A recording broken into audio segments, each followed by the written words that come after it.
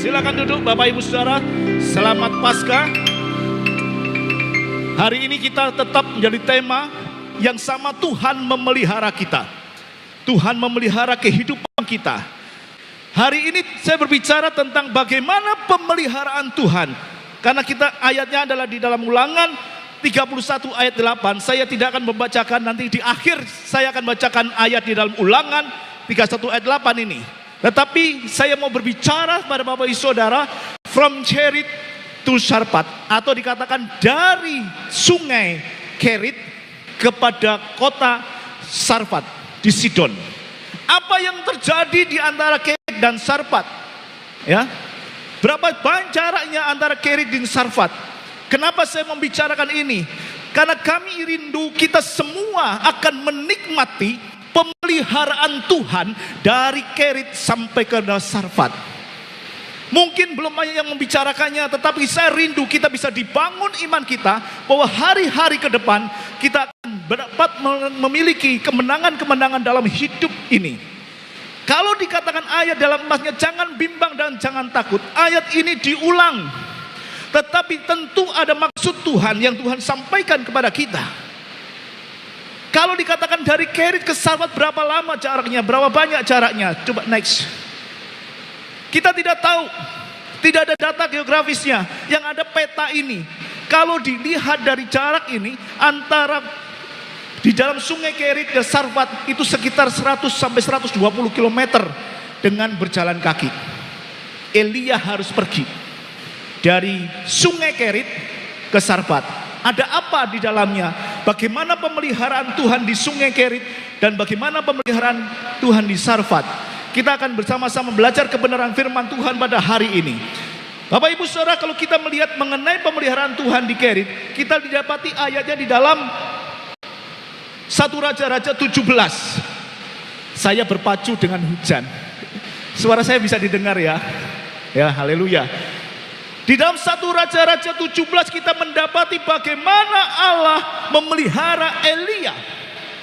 Kisah ini jelas sekali kalau dilihat di ayat yang pertama, latar belakangnya pada saat Elia berhadapan dengan Ahab. Elia mengatakan bahwasanya pada musim-musim ini tidak akan turun hujan. Sehingga terjadilah kekeringan yang dahsyat. Sehingga terjadilah kekeringan dan mengakibatkan gagalnya panen.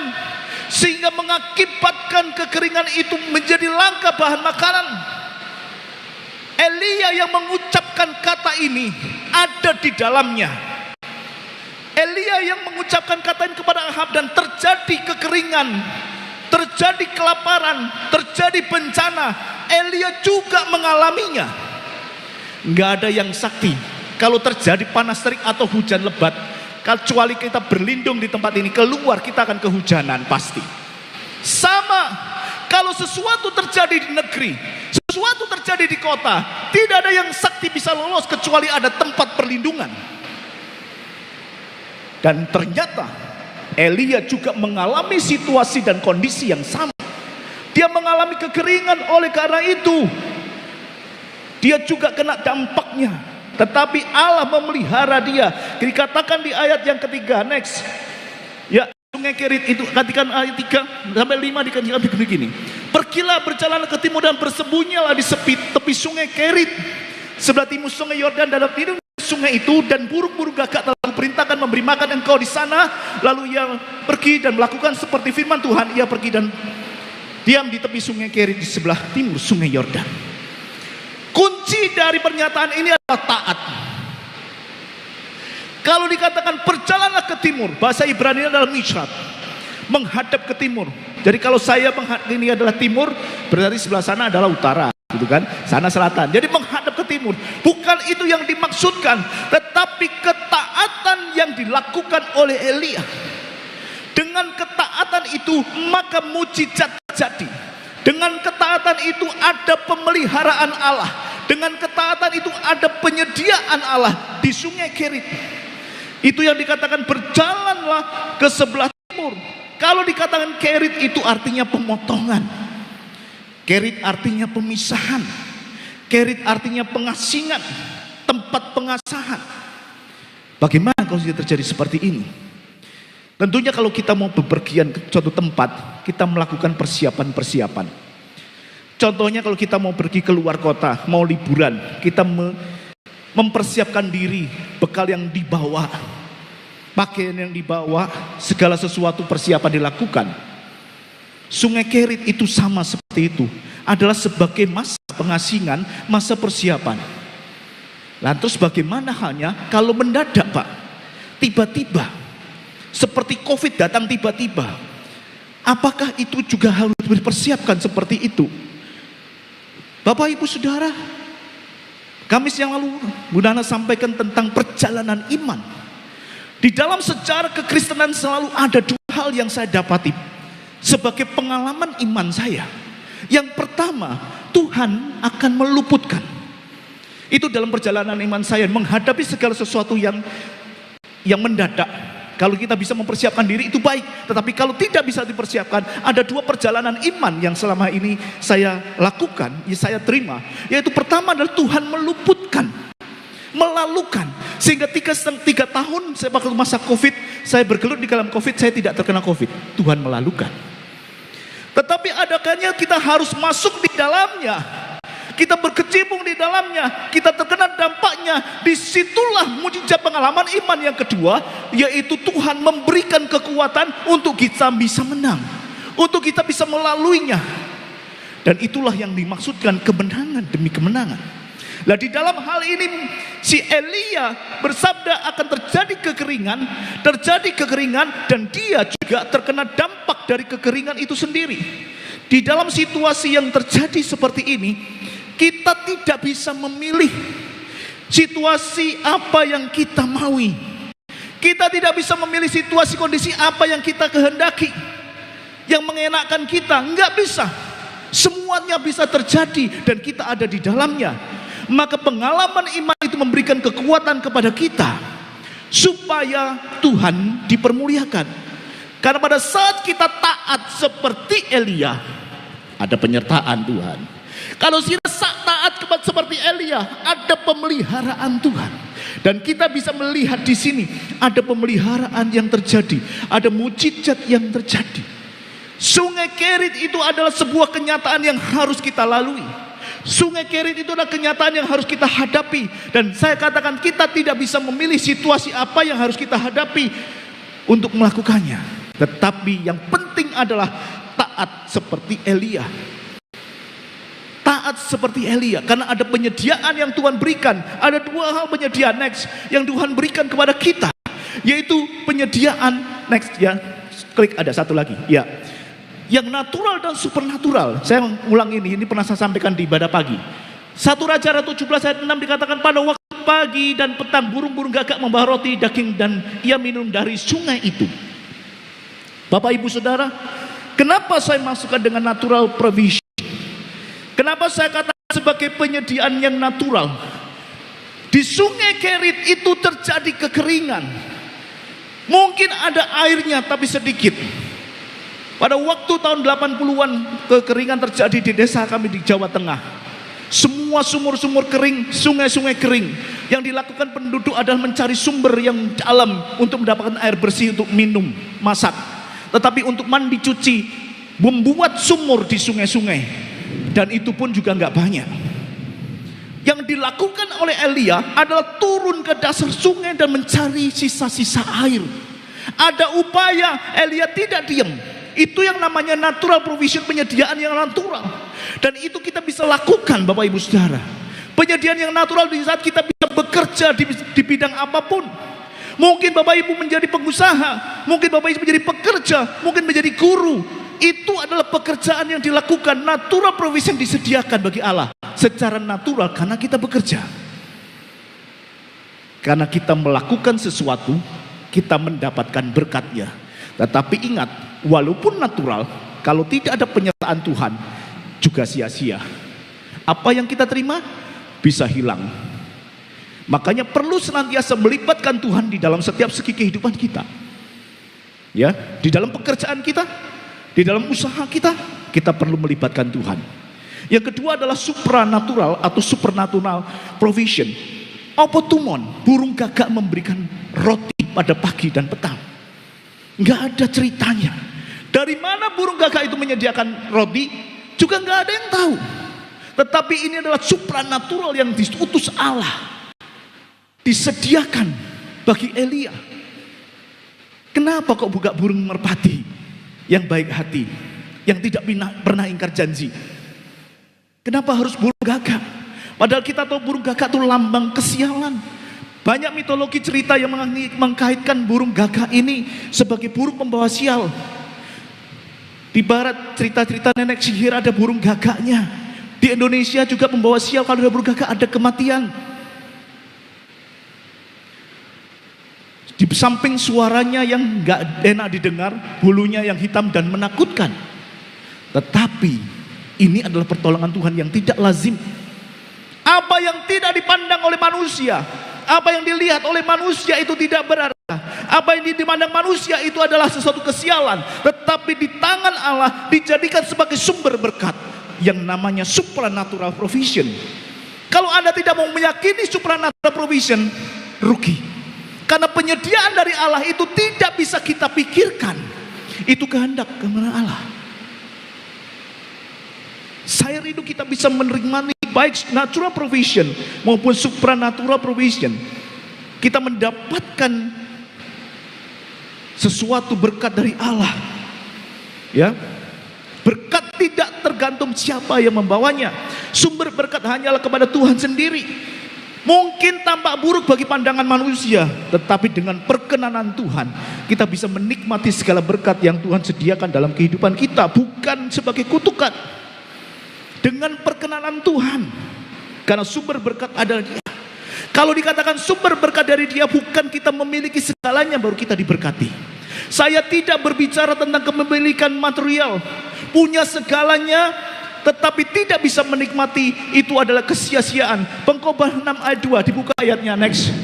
Dikatakan bagaimana orang yang dikarunia Allah kekayaan harta benda dan kemuliaan sehingga tidak kekurangan suatu apapun dinginnya, tetapi orang itu tidak dikarunia kuasa Allah untuk menikmatinya, melainkan orang lain yang menikmatinya.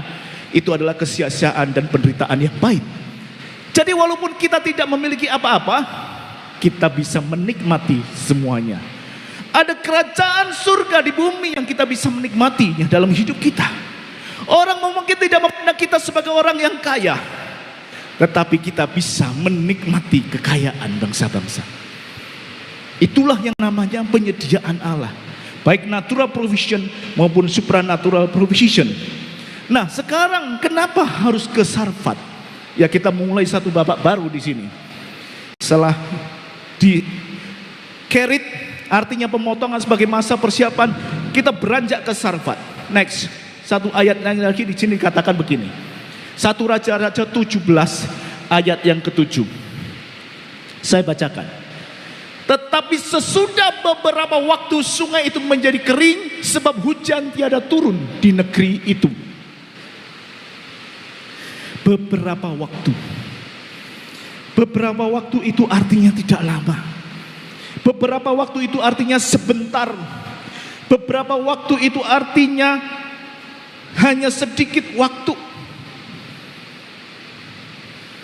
Tetapi itu yang terjadi. Sungai itu lama-lama jadi kering. Jadi kalau sekarang ini kita bergantung kepada sungai Kerit yang sekarang, rugi. Sekarang kita mempunyai sesuatu yang kita andalkan dalam hidup ini, rugi. Kenapa? Hanya beberapa waktu. Setelah itu menjadi kering. Situasi dan kondisi bisa cepat berubah. Situasi dan kondisi bisa segera berubah. Kalau kita tidak segera move on, menggantungkan kepada sungai Kerit yang ada sekarang ini, maka dikatakan sia-sia. Sia-sia. Oleh karena itu, maka firman Tuhan kepada Elia yang kedua kalinya, datanglah firman Tuhan kepada Elia, bersiaplah pergi ke Sarfat yang termasuk wilayah Sidon dan diamlah di sana. Ketahuilah aku telah memerintahkan seorang janda untuk memberi makan engkau. Ada penyediaan yang Tuhan berikan dalam bentuk yang lain. Ada penyediaan yang Tuhan berikan bukan didasarkan kepada burung gagak lagi. Ada seorang janda yang sudah diutus. oleh Tuhan untuk memberi makan. Bapak Ibu Saudara, keadaan cepat berubah. Saya mau tanya, di dalam ayat 8 ini, perintah ini kira-kira enteng atau gampang? Enteng atau gampang? Enteng atau gampang sama aja ya. Susah. Kenapa? Karena dia katakan antara sungai Kerit dan Sarfat itu jarak yang cukup panjang. Ya, di wilayah Sidon. Bagi saya inilah perintah yang berat. Kalau tadi saya katakan menurut petanya ada ya. Next lagi. Dikatakan di situ itu cukup jauh. Berdasarkan peta geografis, jarak antara kedua tempat tersebut sekitar 110 sampai 120 km atau sekitar 68 atau 75 mil. Dengan berjalan kaki. Bukan perintah yang mudah. Kalau ke Surabaya naik sepeda motor cuma 10 menit. 50 menit. Tetapi 100 km dengan medan yang ditempuh di padang pasir. Pada saat itu masih terjadi kekeringan. Air minum langka. Kedua, apakah Elia punya bekal dari sungai Kerit? Padahal burung gagak hanya menyediakan sepotong roti pagi, sepotong roti sore. Minum dari sungai Kerit. Sungai Kerit menjadi kering. Tidak membawa bekal untuk berjalan 110 km sampai 120 km. Dan tentu bukan satu perjalanan yang mudah. Di Sidon, di Sarfat, ketemu dengan seorang janda di situ. Siapa nama janda itu? Bagaimana ciri-cirinya? Di Sarfat sebelah mana? Apakah Sarfat itu kota yang besar atau kota yang kecil? Terus bagaimana? Apakah bisa kita memilih, Elia memilih janda tertentu? Kalau dia memilih janda tertentu, dikeroyok Habib nanti. Bisa enggak? Tentu perintah ini adalah satu perintah yang susah. Karena tidak tahu harus melangkah bagaimana, menemui siapa. Dikatakan ada janda yang akan memelihara. Dan perjalanan yang cukup jauh, tidak ada bekal persiapan. Tetapi satu kata kunci di sini adalah ketaatan. Elia harus taat. Walaupun dia tidak tahu janda yang di mana. Ada banyak janda atau sedikit janda di Sarfat. Kita tidak tahu. Tetapi kita lihat ayatnya ada. Next.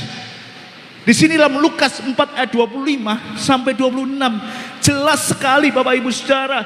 Dan aku berkata kepadamu dan kataku ini benar. Pada zaman Elia terdapat banyak perempuan janda di Israel. Wakeh ternyata. Ya.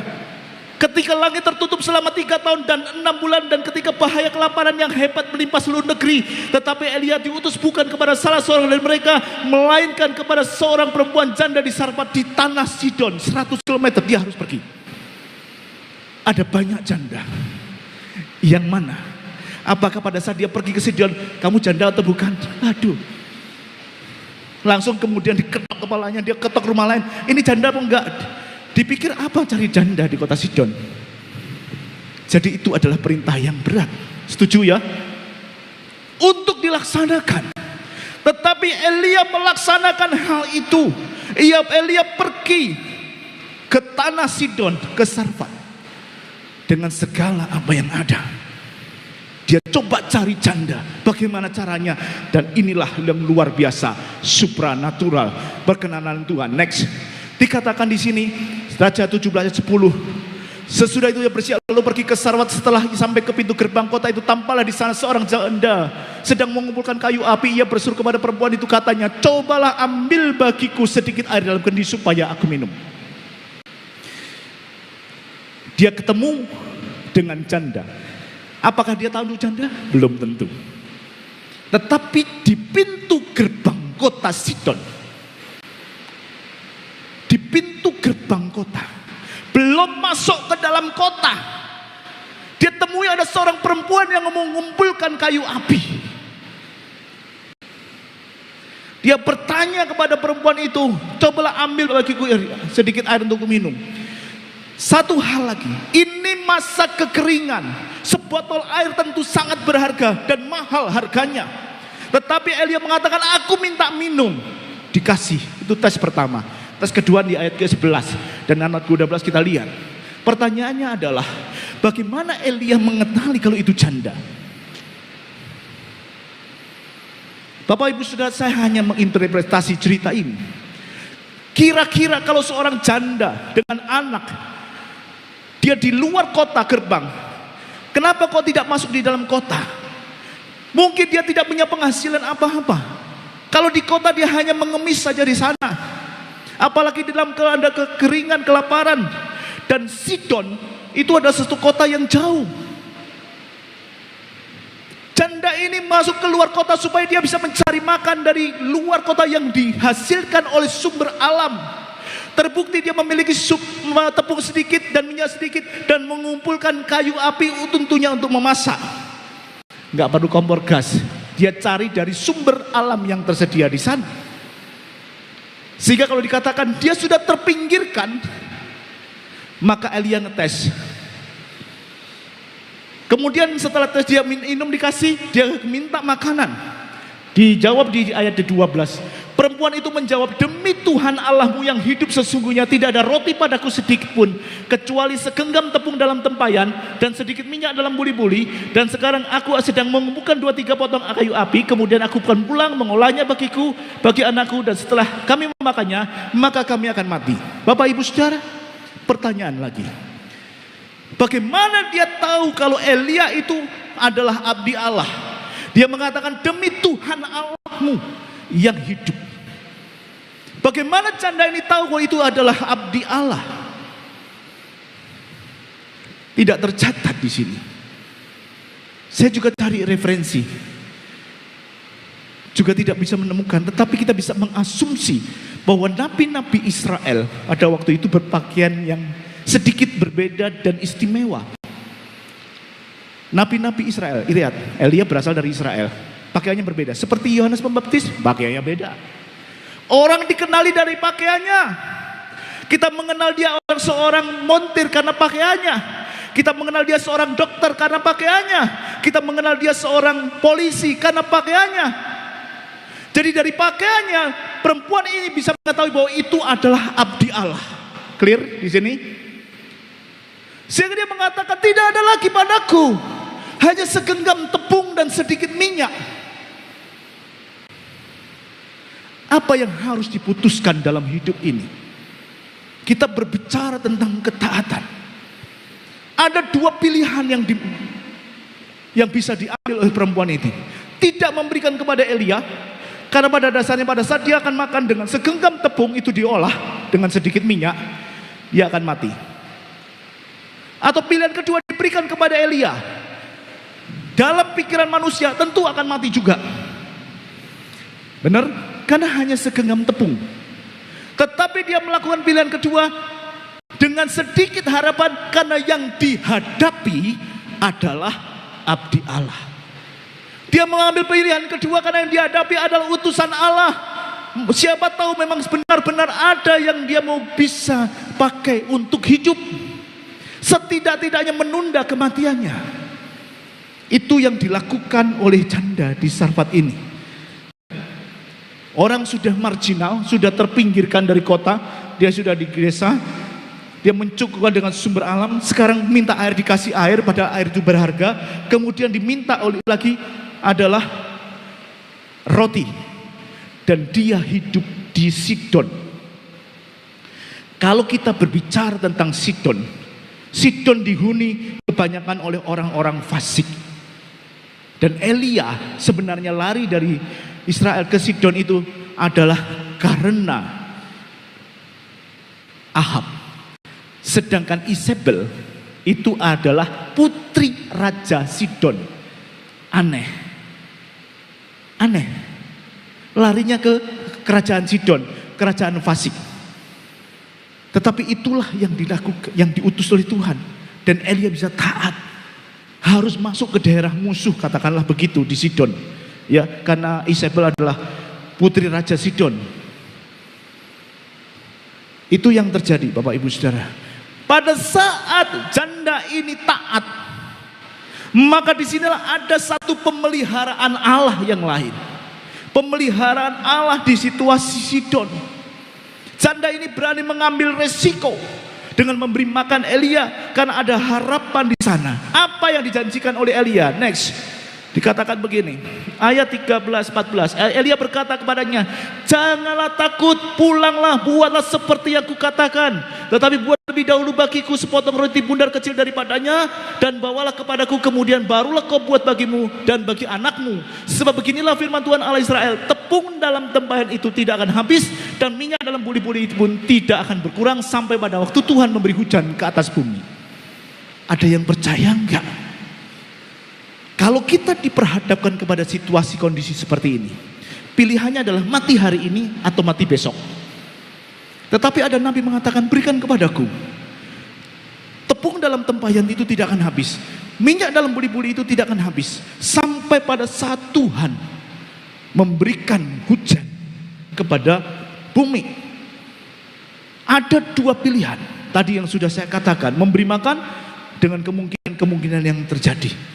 Dan itulah yang dilakukan oleh janda Sarfat. Tadi saya katakan bahwa mujizat itu terjadi pada saat kita taat. Pemeliharaan Tuhan itu terjadi pada saat kita taat. Dan terbukti bagaimana Elia taat pergi ke sungai Keri dipelihara. Bagaimana Elia pergi ke Sarfat, Tuhan pelihara. Ketaatan itu kunci mujizat. Ketaatan itu kunci pemeliharaan Allah. Dan yakin janda ini bisa melakukannya. Dia mengolah itu tepung untuk Nabi Elia dan diberikan kepada Elia. Karena dia mempunyai harapan. Bapak Ibu Saudara, bagaimana dengan kondisi kita saat ini? Mungkin kalau kita kalkulasi penghasilan kita saat ini, 1 bulan kita mendapatkan penghasilan berapa dibandingkan dengan pengeluaran-pengeluaran kita setiap hari. Kalau dikalkulasi, mungkin kita akan mengandung minus ya. Ada yang ngaku enggak? Kalau kita kalkulasi apa yang kita peroleh 1 bulan dan kita belanjakan untuk apa, mungkin berkurang. Tidak akan habis, tidak akan cukup. Tetapi pada saat kita taat melakukan yang terbaik, memberikan perpuluhan, memberikan persembahan, di situ ada penyediaan Allah.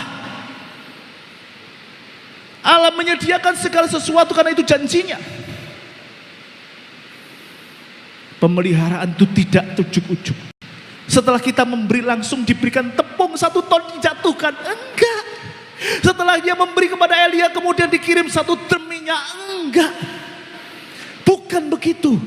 Tetapi kita bisa melihat di sini minyak tidak berkurang, tepung tidak berkurang, setiap hari selalu ada. Dari mana sumber yang enggak tahu, itulah supernatural provision. Disediakan Allah bagi hidupmu, bagi hidupku. Kita tidak tahu sumber dari mana, tetapi ada aja berkat yang diberikan kepada kita. Kita tidak tahu sumber berkatnya dari mana, tetapi orang kirim ke kita. Bahkan yang ironis, kita tidak tahu siapa yang memberikannya. Kalau Bapak Ibu Saudara bisa mengalami hal ini, pengalaman iman ini, saudara tidak akan mungkin takut, saudara tidak akan mungkin gemetar menghadapi apapun juga. Ini adalah pengalaman iman yang harus kita alami, dan saya mengalami hal itu Bapak Ibu Saudara. Maka saya bisa bercerita di sini. Kita bisa ngomong berapa gajimu sekarang, tetapi penyediaan Sidon tidak bisa dikalkulasi. Penyediaan Sidon diberikan kepada kita dari hari ke hari. Mungkin sepele, tetapi itu yang dilakukan. Apa artinya minyak dan tepung Bapak Ibu Saudara? Next, karena saya dikasih waktu. Apa artinya minyak dan tepung? Imamat 2 ayat 1 dikatakan, apabila seorang hendak mempersembahkan persembahan berupa korban sajian kepada Tuhan, hendaklah persembahannya itu tepung yang terbaik, dan minyak harus menuangkan minyak serta membubuhkan kemenyan di atasnya. Saya akan cerita sedikit. Ini adalah sesuatu ketaatan yang harus dilakukan oleh orang Israel pada saat di Mesir. Memberikan persembahan yang berupa minyak dan tepung. Sepele. Minyak sih biro sih Pak. Tepung berapa sih Pak? Pada waktu orang Israel ada di Mesir, kehidupan mereka dengan beternak, bercocok tanam, tepung dan minyak itu sesuatu yang melimpah. Mempersembahkan sedikit gak ada artinya. Pada saat kita memiliki kelimpahan seperti di Mesir, mempersembahkan minyak dan tepung sebagai ketaatan tidak ada artinya apa-apa. Tetapi harus diingat bahwa persembahan ini diberikan pada saat mereka di Sarfat. pada saat terjadi kekeringan, pada saat terjadi kelaparan, pada saat terjadi gagal panen, pada saat terjadi sesuatu yang tidak mengenakan, harus mempersembahkan sedikit tepung dan minyak. Itu adalah sesuatu yang sangat berharga. Tadi saya katakan, taruhannya adalah hidup dan mati. Jadi sedikit tepung terbaik dan minyak itu adalah sangat berharga sekali. Allah mendidik kesetiaan kita, Allah mendidik ketaatan kita untuk mempersembahkan sesuatu barang yang berharga, menyerahkan, mempersembahkan salah satu harta mereka yang berharga, yang seharusnya dia dapat menikmatinya. Tepung itu bisa dinikmati dengan minyak, dengan olah, tetapi dia harus mempersembahkan terlebih dahulu kepada Elia. Tetapi kita lihat di sini, mereka melakukannya. Mereka melakukannya, dan ternyata tepung tidak habis, minyak tidak habis. Penyediaan Tuhan selalu ada pada saat kita taat. Next. Penyediaan Tuhan tidak pernah berakhir pada saat kita taat. Bapak Ibu Saudara, kita mungkin bukan siapa-siapa. Kita juga bukan keturunan Israel yang sejati. Kita seperti yang lalu saya sampaikan, kita mendapatkan ekstra gracia.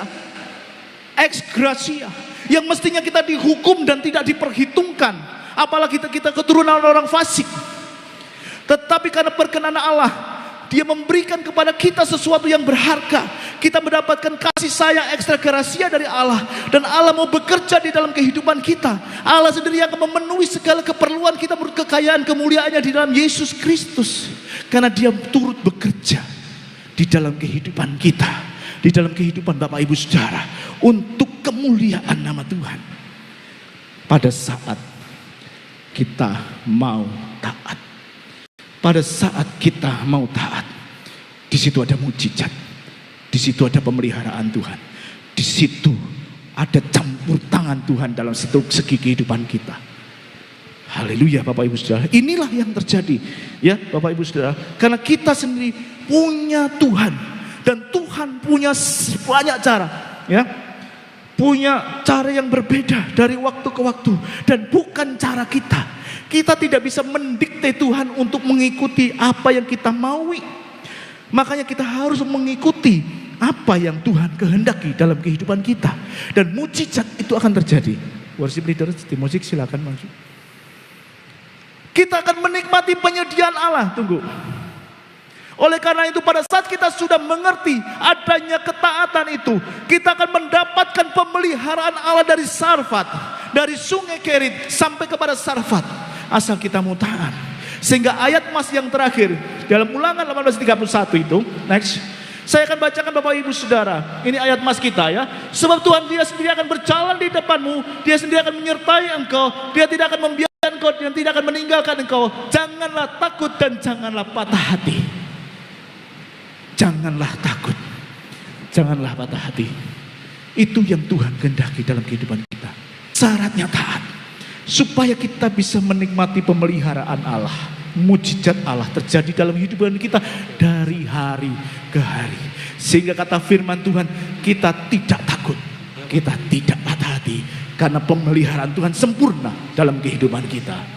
Haleluya Yesus, terpujilah Tuhan. Glory bagi Yesus. Bapak Ibu Saudara, di dalam kehidupan kita, kita tidak bisa memilih situasi dan kondisi seperti yang kita inginkan. Kita diperhadapkan kepada satu kenyataan yang harus kita hadapi. Itulah sungai Kerit kita. Tetapi sebagaimana firman Tuhan katakan, pada saat kita mau taat kepada Tuhan, pada saat kita mau melakukan kehendak Tuhan, disitulah ada penyediaan Allah. Disitulah ada mujizat Allah. Disitulah adalah pemeliharaan Allah yang sempurna dalam kehidupan kita. Kita mungkin tidak bisa memikirkan bagaimana hal itu terjadi. Bagaimana mungkin seekor burung gagak bisa memberikan makan roti pagi dan sore, dari mana dia dapat? Bagaimana mungkin seorang janda yang miskin bisa memberikan makan? Tetapi Allah mempunyai cara tersendiri yang tidak bisa kita dikte. Kita hanya meyakini dengan iman kita. Pada saat kita taat melakukan segala sesuatu bagi Allah, maka Allah yang menyediakannya bagi kita. Tuhan yang memelihara kehidupan kita. Tuhan yang menjamin kehidupan kita dari hari ini sampai selama-lamanya. Kuncinya hanya satu, taat melakukan. Ada mujizat dan bersyukur senantiasa. Haleluya, haleluya Yesus. Bapa di dalam surga, kami bersyukur pada sore hari ini. Engkau sudah menyampaikan kebenaran-Mu, dan biarlah firman itu memberkati hamba-Mu yang menyampaikan, juga setiap jemaat-Mu yang hadir di tempat ini maupun yang mengikuti secara live streaming. Kami boleh mendapatkan kekuatan baru di dalam menghadapi kehidupan ini, sehingga pada saat kami berjalan dalam keseharian kami boleh berjalan dalam kemenangan-kemenangan yang Tuhan sediakan bagi kami. Kami tahu situasi dan kondisi yang tidak bersahabat dengan kami. Kami ditekan dalam situasi dan kondisi yang memberatkan dan menekan kehidupan kami. Tetapi hari ini kami mau belajar kepada Tuhan untuk menang terhadap situasi dan kondisi, bergantung dan taat kepada Tuhan saja. Selebihnya Tuhan yang beracara atas hidup kami, Tuhan yang beracara atas rumah tangga kami, Tuhan yang beracara atas pekerjaan kami, Tuhan yang beracara atas usaha kami, dan kami akan mendapatkan kemenangan dan kemenangan daripada Tuhan sendiri. Terima kasih Bapa. Terpujilah Engkau. Biar semuanya hanya untuk hormat dan kemuliaan nama Tuhan. Kami naikkan syukur kami kepadamu hanya di dalam nama Tuhan Yesus Kristus. Haleluya. Amin. Silakan duduk Bapak Ibu Saudara.